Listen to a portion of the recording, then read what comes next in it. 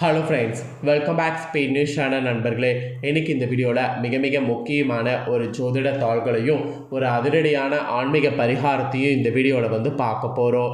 So பார்க்குறதுக்கு முன்னாடி எதை பற்றியது பார்க்க போகிறோம் அப்படிங்கிறத வாங்க இன்ட்ரோவில் பார்க்கலாம். 2026 ஆண்டில் நிறைய கிரக மாற்றங்களும் நிறைய கிரகணங்களும் நடக்க இருப்பதாக தாள்கள் ஆல்ரெடி வெளியாகிருந்தது. அதன்படி இப்போ ஒரு கிரகணமானது நடக்க இருக்குது. அந்த கிரகணம் பார்த்திங்கன்னு வச்சுக்கோங்களேன், இந்த ஆண்டுடைய முதல் சந்திர கிரகணம் என்றைக்கு நடக்க போகுது அப்படின்னு பார்த்திங்கன்னா மார்ச் மாதம் 3ஆம் தேதி அன்னைக்கு நடக்க போகுது. அன்றைக்கி தமிழ் மாதம் மாசியுடைய 19ஆம் நாள் கிழமை அன்றைக்கி பார்த்திங்கன்னு வச்சுக்கோங்களேன், செவ்வாய்க்கிழமை. அன்றைக்கி நிறைஞ்ச மாசி மாதத்துடைய பௌர்ணமி ஹோலி பண்டிகை. இந்த நாளில் அற்புதமான இந்த ஆண்டுடைய முதல் சந்திர கிரகணமானது நடக்க இருக்குது. இந்த சந்திர கிரகணம் நடக்கிறதுனால சூத காலமானது ஏற்பட்டு குறிப்பிட்ட ஒவ்வொரு ராசிக்காரங்களுக்கும் தலையெழுத்து மாறும். அதில் விருச்சக ராசிக்காரங்களுக்கு இந்த கிரகணத்தினால என்ன மாதிரி தலையெழுத்து மாறும் அப்படிங்கிறத தான் இந்த வீடியோவில் ஷேர் பண்ண போகிறேன். விருச்சக ராசியில் பிறந்த நேயர்கள் இந்த ஒரு வீடியோவை ஸ்கிப் பண்ணாமல் பாருங்கள். உங்கள் ராசியை சேர்ந்தவர்களுக்கு இந்த கிரகணத்தினால என்ன மாதிரியான பாதிப்புகள் ஏற்படும் அப்படிங்கிறத தெரிஞ்சு அதற்கேற்ப நடந்து பயன் பெறுங்க. கிரகணங்கிறது பார்த்திங்கன்னு வச்சுக்கோங்களேன், ஒரு ஆபத்தான நிகழ்வாக கருதப்படுது. அறிவியல் ரீதியாகவும் சரி, ஜோதிட ரீதியாகவும் சரி, ஆன்மீக ரீதியாகவும் சரி, இது ஒரு ஆபத்தான நிகழ்வாக கருதப்படுது. இந்த கிரகணத்தின் போது கிரகங்களிடையே நிறைய மாற்றங்கள் ஏற்படும். அதுதான் ஒவ்வொரு ராசிக்கும் ஒவ்வொரு மாதிரியான விளைவை ஏற்படுத்தும். அப்படி ஏற்படுத்தக்கூடிய விளைவை அந்தந்த ராசிக்காரங்களும் தெரிஞ்சு பயன் பெறணும். அதன்படி விருச்சக ராசிக்காரங்களுக்கு கிரகணத்துடைய பலனை இந்த வீடியோவில் ஷேர் பண்ண போகிறேன். அதோடு பார்த்திங்கன்னு வச்சுக்கோங்களேன், இன்னொன்று என்னென்னா, இந்த கிரகணத்தின் போது சில விஷயங்கள் கடைபிடிக்கணும். அது என்னங்கிறதையும் உங்கள் ராசிக்கு சொல்கிறேன். அதையும் இந்த வீடியோவில் தெரிஞ்சு பயன் பெறுங்க. முதல்ல கிரகணம் நடக்கக்கூடிய அந்த விஷயத்தை பற்றி உங்களுக்கு ஷேர் பண்ணுறேன். அதாவது கிரகணம் எப்போ நடக்க போகுது, என்ன மாதிரி நடக்க போகுதுங்கிறத ஷேர் பண்ணுறேன். இந்த ஆண்டுடைய முதல் சந்திர கிரகணமானது வானத்தில் இரத்த நிலவு போல் காட்சி தர மாதிரி நடக்க போகுது. இந்த மாதிரி நடக்கக்கூடிய கிரகணத்தை பார்க்க முடியுமா அப்படின்னு கேட்டிங்கன்னா கண்டிப்பாக பார்க்கலாம். ஸோ எப்போது பார்க்கலாம், அதை பார்க்குறதுக்கு ஸ்பெஷலாக ஏதாவது பண்ணுமா அப்படிங்கிறது எல்லாமே ஃபஸ்ட்டு இந்த வீடியோவில் சொல்கிறேன், வாங்க பார்ப்பீங்க. இந்த ஆண்டுடைய முதல் முழு சந்திர கிரகணமானது வரக்கூடிய மார்ச் 3ஆம் தேதி நிகழ இருக்கு. பூமி, சூரியன், சந்திரன் நேர்கோட்டில் வரும்போது பூமியின் நிழல் சந்திரனை மறைக்கும். அப்போ தான் சந்திர கிரகணமானது ஏற்பட போகுது. இந்த கிரகணத்தின் போது சந்திரன் ஒரு அடர் சிவப்பு நிறத்தில் காட்சியளிப்பார். அதாவது இரத்த நிலவு, பிளட் மூன் என்று அழைக்கப்படக்கூடிய காட்சியானது தெரிய வருது. இந்த முழு கிரகண நிலை சுமார் 58 நிமிடங்கள் நீடிக்கும். இது இந்திய நேரப்படி மாலை வேளையில் பார்த்திங்கன்னு வச்சுக்கோங்களேன், நாளை நாள் நிகழ இருக்கு. நாளை நாள் தான் மார்ச் 3ஆம் தேதி. ஸோ இந்தியாவில் சந்திரன் உதிக்கும் போது கிரகணம் தொடங்கிறதுனால இந்த டைம் நாட்டில் பெரும்பாலான பகுதிகளில் கிரகணத்தின் இறுதி நிலையை காண முடியும். அதோடு நாளை மாலை 4:58 மணிக்கு கிரகணம் தொடங்குது. அப்புறம் மாலை 5:32க்கு கிரகணத்துடைய உச்சமானது வரும். இரவு 7:53 மணிக்கு கிரகணம் முழுவதுமாக முடிவுக்கு வரும். ஸோ இந்த மாதிரி நேரத்தில் நாளை நாள் நடைபெறதுனால இந்தியாவில் பெரும்பாலான பகுதிகளில் சந்திரன் உதிக்கிறதுனால அந்த டைமில் பார்த்திங்கன்னு வச்சுக்கோங்களேன், இந்த நிகழ்வு கிழக்கு அடிவானத்தில் தாழ்வாக தெரியும்.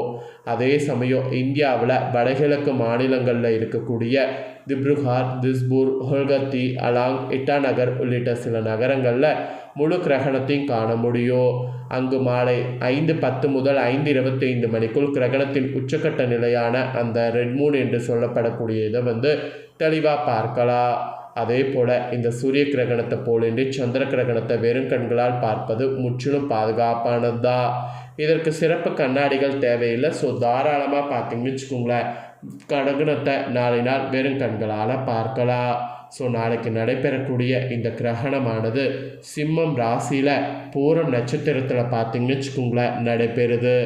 அதோடு புராணங்கள் படி நாளை சந்திர கிரகணம் நிகழும்போது ராகு கேது சந்திரனை விளங்கக்கூடிய நேரமாக கருதப்படுது. இதுவே பொதுவாக அசுப நிகழ்வாக கருதப்படுது. இதனால தான் எதிர்வரக்கூடிய இந்த சந்திர கிரகணம் அனைத்து ராசினர் வாழ்க்கையில் குறிப்பிட்ட தாக்கத்தை ஏற்படுத்தும் என்பது சொல்லப்படுது.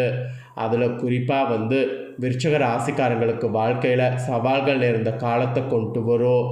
அதனால் அந்த சவால்கள் என்ன, அதை சமாளிப்பதற்கு எப்படி நீங்கள் நடந்துக்கணுங்கிறத இப்போ நான் உங்கள் ராசிக்கு சொல்ல போகிறேன். அதை இந்த வீடியோவில் விருச்சிக ராசிக்காரங்க தெரிஞ்சுக்குங்க. தெரிஞ்சு அதற்கேற்ப நடந்து பயன் பெறுங்க. ஸோ உங்கள் நட்சத்திரத்துக்கு ஏற்ப தான் நான் உங்களுக்கு சொல்லக்கூடிய கணிப்பு வந்து கரெக்டாக இருக்கும். ஸோ விருச்சிக ராசிக்காரங்க பார்த்தீங்கன்னு வச்சுக்கோங்களேன், விஷாகம் 4ஆம் பாதம், அனுஷம் கேட்டை நட்சத்திரத்தில் பிறந்தவங்க வீடியோவை ஸ்கிப் பண்ணாமல் ஃபுல்லாக பாருங்கள். ஸோ இந்த நட்சத்திரத்தில் பிறந்த விருச்சிக ராசிக்காரங்களுக்கு பலன்கள் பக்காவாக இருக்கும். வாங்க பார்க்கலாம். மற்றவர்களை அறிந்து அவர்களுக்கு ஏற்ப நடந்து கொண்டு காரியம் சாதிக்கக்கூடிய திறமையுடைய விருச்சிக ராசிக்காரங்களுக்கு இந்த கிரகணத்தினால உங்களுடைய சாமர்த்தியமான பேச்சின் மூலம் காரிய வெற்றியானது உண்டாகும். எந்த ஒரு வேலையிலையோ எதிர்பார்த்த ஆதாயமானது கிடைக்கும். உங்களோடு பக்கபலமாக ஒருவர் இருந்து தேவையான உதவிகளை செய்வார். அதோடு நண்பர்கள் மூலம் புதிய வசதிகள் கிடைக்க பெறுவீங்க. இந்த மாதிரி கிரகணத்தில் நிறைய மாற்றமானது உங்கள் ராசிக்கு ஏற்பட இருக்குது. அப்புறம் தொழில் வியாபாரத்தில் இருந்த மந்த நிலையெல்லாம் வந்து மாறும். புதிய ஆர்டர்கள் வருவதில் இருந்த தடைகள் விலகும். தேவையான பண வசதி கிடைக்கும். அப்புறம் உத்தியோகத்தில் இருப்பவங்க முன்னேற்றம் காண்பீங்க.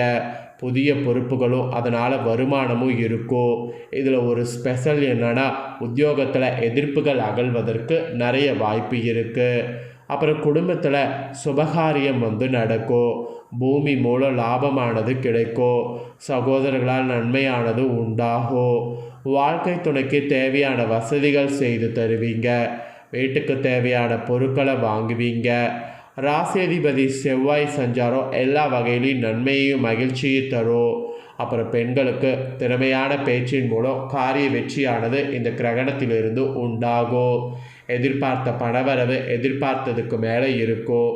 பொறுப்புகள் அதிகரிக்கும். இந்த மாதிரி நிறைய உங்களுக்கு மாற்றங்கள் வந்து கிரகணத்தினால ஏற்படும் என்பது சொல்லிக்கிட்டே இருக்கலாம். அதுக்கப்புறமா கலைத்துறையை சேர்ந்தவர்களுக்கு கிடைத்த வாய்ப்பை தவற விடாமல் சாதகமாக எல்லாத்தையுமே கிரகணத்திற்கு பிறகு பயன்படுத்தி கொள்ள வேண்டியது அவசியம். எதிலும் சாதகமான பலன் கிடைக்க அப்போ தான் வாய்ப்பு நேரிடும். பயணங்கள் செல்ல வாய்ப்புகள் நேரிடும். மன திருப்தியோடு உங்கள் துறையில் செயலாற்றுங்க. புத்தி சாதுரியம் மூலம் காரிய வெற்றி கிடைக்கும். கொடுத்த வாக்கை நிறைவேற்றுவதன் மூலம் மற்றவர்களிடம் மதிப்பு கூடும். அதனால் கொடுத்த வாக்கை நிறைவேற்ற கலைத்துறையில் இருக்கிறவங்க முயற்சி பண்ணுங்க. அதுக்கப்புறமா அரசியலில் இருக்கிறவங்களுக்கு சொல்லப்பட்டிருக்கு. அரசியல் துறையில் இருக்கிறவங்களுக்கு பாராட்டு கிடைக்கும். மனக்கவலை ஏற்படும். உடல் சோர்வு உண்டாகும். ஆன்மீக நாட்டமும் மனதைரியமும் உங்களுக்கு உற்சாகத்தை கொடுக்கும். கட்சியில் முன்னேற்றம் காண புதிய திட்டங்களை தீட்டலாம். அதே சமயம் நீங்கள் தீட்டக்கூடிய திட்டங்கள் உங்களுக்கு வெற்றியை கொடுக்கும். அப்புறம் மாணவர்கள் கல்வியில் எதிர்பார்த்த வெற்றி கிடைக்கும். மன மகிழ்ச்சி உண்டாகும். சிறப்பாக செயல்பட முடியும். ஸோ இந்த மாதிரி தான் கிரகணத்தினால உங்கள் ராசிக்கு பலன்கள் கிடைக்கும் என்பது குறிப்பிடப்பட்டிருக்கு. ஸோ குறிப்பிடப்பட்ட பலனை தெளிவாக உங்கள் ராசிக்கு சொல்லிட்டேன். சொன்னதை தெரிஞ்சிருப்பீங்க. தெரிஞ்சதுக்கேற்ப நடந்து பயன் பெறுங்க. இந்த சந்திர கிரகணம் நடக்கக்கூடிய நேரத்தில் கடைபிடிக்க வேண்டிய வழிமுறைகள் இருக்குது. ஏன்னா கிரகணம் நடக்கிறது ஆபத்தான நிகழ்வாக கருதப்படுது. ஸோ இதனால் இந்த சந்திர கிரகணத்தின் போது சில விஷயங்கள் வந்து நீங்கள் கடைபிடிக்கணும். அதில் என்னென்ன விஷயங்கள் மெயினாக கடைபிடிக்கணுங்கிறத இப்போ சொல்கிறேன், வாங்க பார்ப்பீங்க.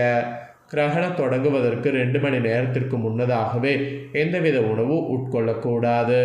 அதுவும் கர்ப்பிணி பெண்களாக இருந்தீங்கன்னா கிரகணத்து நேரத்தில் வீட்டை விட்டு வெளியே செல்லக்கூடாது.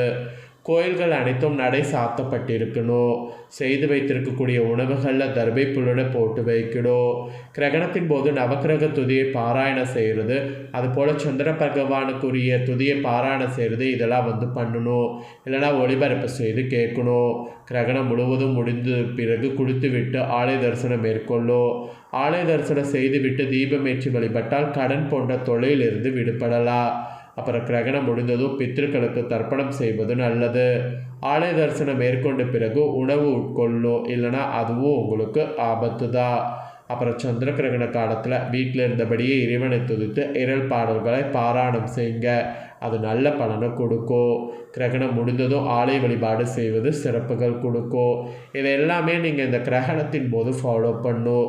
ஏன்னு பார்த்தீங்கன்னா இந்த சந்திர கிரகணம் இந்தியாவில் தெரியும் என்பதால் கிரகண தோஷம் அதிகம் இருக்குது. அதுக்காக தான் சாந்த பரிகாரமாக இதெல்லாம் கிரகணத்தின் போது செய்யணும் என்பது சொல்லப்படுது.